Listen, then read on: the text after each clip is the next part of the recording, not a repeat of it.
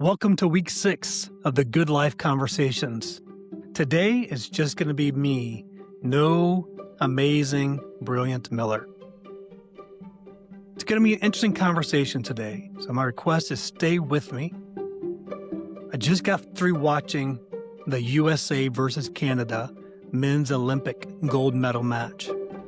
And I'm telling you what, the way you lose on the way to what you win is what I want to talk about today.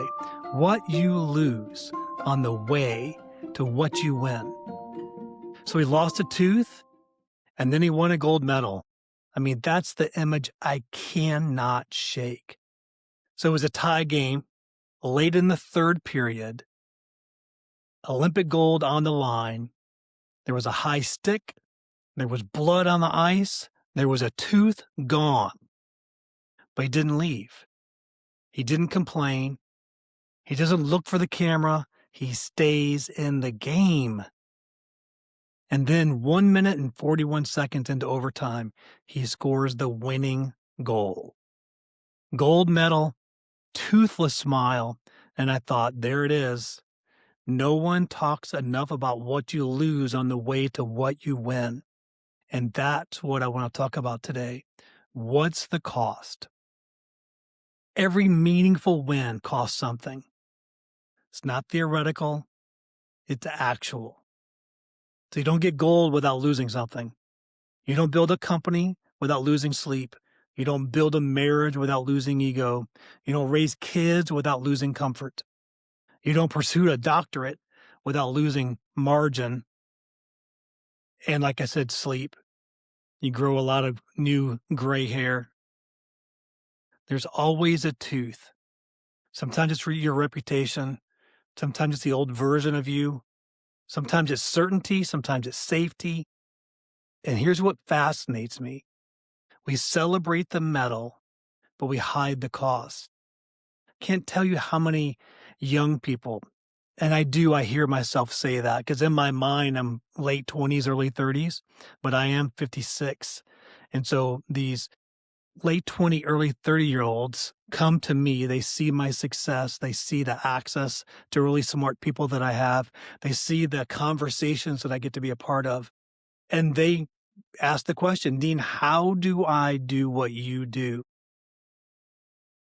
And in some version, I have to tell them, I've lost a tooth along the way.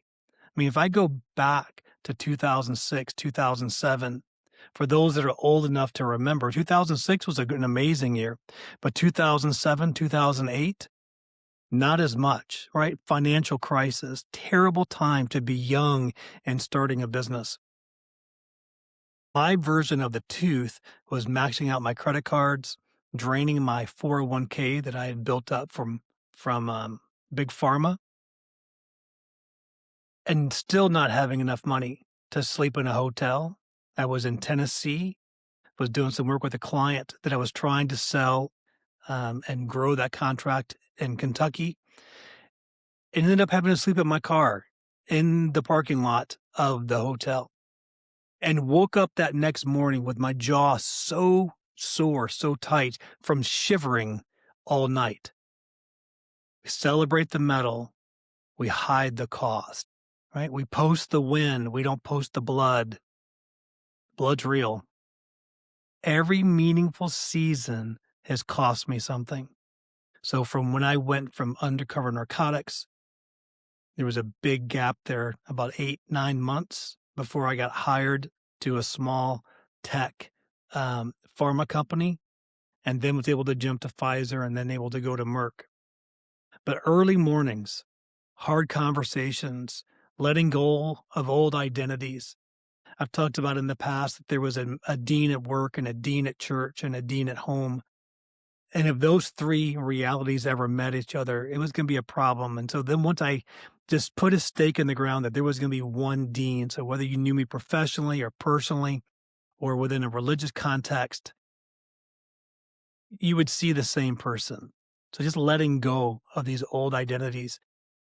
And so then with that, there was opportunity for being misunderstood and making decisions that not everyone agreed with. But there's no growth without loss. And that's not negative. I mean, some would say that's just physics. If you want to go forward, something has to be left behind. But here's what struck me even more than that hit to the face, the loss of a tooth, the blood, was the smile. So at the end, I mean, he's celebrating. He's missing a tooth, he's laughing, but why? Why do people smile in moments like that? I mean, it seems like that because pain is attached to purpose, it feels different. That pain without meaning breaks you, but pain with meaning builds you.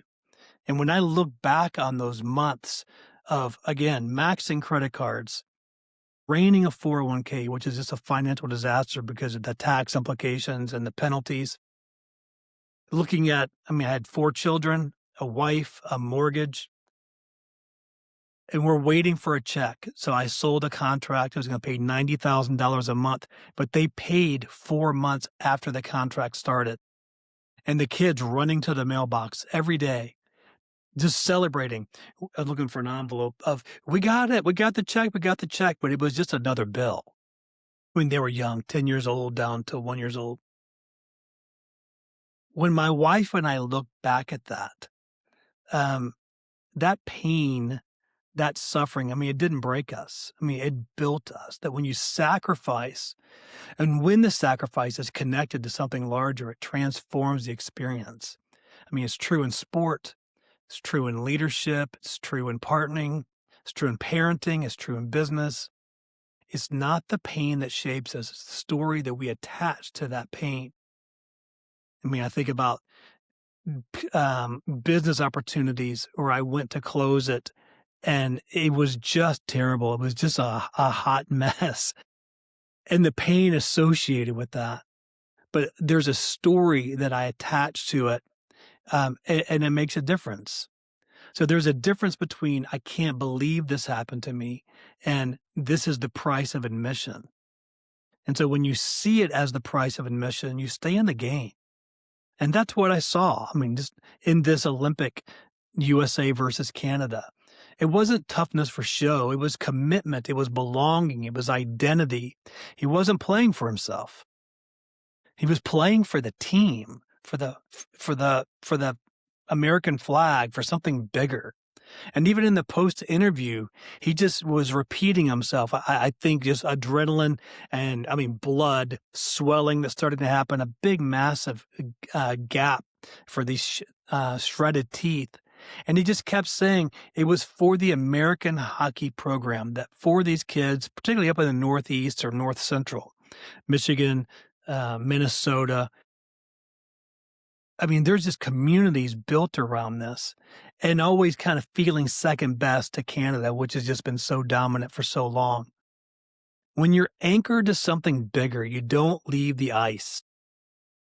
So I do wonder, I mean, this is the question of what's your tooth? What does this season cost you? And what have you lost that you're not talking about? What part of you had to get knocked out in order for you to grow? I mean, it might have been comfort. Maybe it was approval. Maybe it was a title. Maybe it was certainty. Maybe it was the illusion that everything would be easy. And then the deeper question really is, did you stay? Not did it hurt, but did you stay? As I've been around founders, both those that have had a string of failures and then those that have also tasted success, what you hear from them over and over and over and over and over again is that they stayed. We hear that in Abraham Lincoln. We hear that in the Colonel from KFC. We hear that in the Edison story. I mean, we really romanticize those stories, but it really is the everyday person. Because that's just the moment that matters. It's not the applause. It's not the medal. It's not the LinkedIn post. It's not it's just the decision to stay in a marriage, to stay in parenting, to stay in business, to stay in whatever your calling might be, to stay in this doctoral process. It is interesting the fallout rate within a PhD journey is well over half. 56 to 66%, go all the way through that student section, then become a doctoral candidate. And then somewhere along the way, and some even will post on their business cards or on their LinkedIn with ABD. I didn't know what that stood for, but it's all but dissertation, ABD. But the decision to stay, my wife and I are 35 years married this September. And I'll tell you what, I mean, over the years, I mean, not just me, but certainly from her perspective back to me, reasons to not stay, but she made a decision to stay. It's in those hard seasons. The people that I admire aren't the ones who avoid this. The people I admire most aren't the ones who avoid hits. They're the ones who stay in the game. A good friend of mine, Brian, we talk a lot about this as over the 20 years of having a coaching firm of what type of people do we hire to work for our company. And we tend to find that we hire people that walk with a limp is the language that we use. We want to know that you've been hit before, that you've found yourself all the way down. I've just started with a new client in a first venture success and hit a 40 million annual revenue and then lost it all and had to file bankruptcy. This guy walked with a limp, and it's a limp of honor. I mean, there's what he learned, there's what was forged, there's what was discovered, and then he stayed in the game. So 46 years after the Miracle on Ice, the U.S. wins gold again. I mean, it was intense. I love hockey. My kids love watching hockey. And so we were on FaceTime together. So one son in Virginia, one son in Oklahoma, my youngest daughter with me on the couch. And we all agreed, especially that first period, the most intense, the fastest first quarter of as far as energy and adrenaline than I've ever experienced before watching. I mean, it was emotional.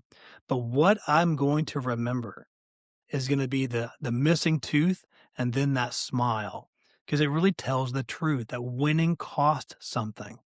The growth costs something. Becoming costs something. So the question isn't whether it will hurt. The question is whether you'll stay. So maybe the gold isn't the medal. Maybe the gold is the fact that you didn't leave the ice. And that's what I'm thinking today. It's what I'm thinking about. I think I'll be thinking about it well into all of next week. And then maybe that just might be enough. So I think about the challenge for you if you've made it this far, these 13 minutes into this podcast. My guess is if you're listening to a topic like this, is because you identify with it. And I'd love for you to post in the bottom, what was your tooth? Where were you tested? Where were you high sticked? And there's blood on the ground, but you were willing to get back up, get back in the game, get back on the field. And then when it does work out, to smile. Bloodied, swelling, missing teeth, but you knew what it cost, and then you knew how to celebrate. So look for our newsletter that will come out on Wednesday. Really do thank you for hitting that subscribe button and hitting that bell so you know when we post again next Monday. So I wish you well and what gave you life this week and being part of these good life conversations.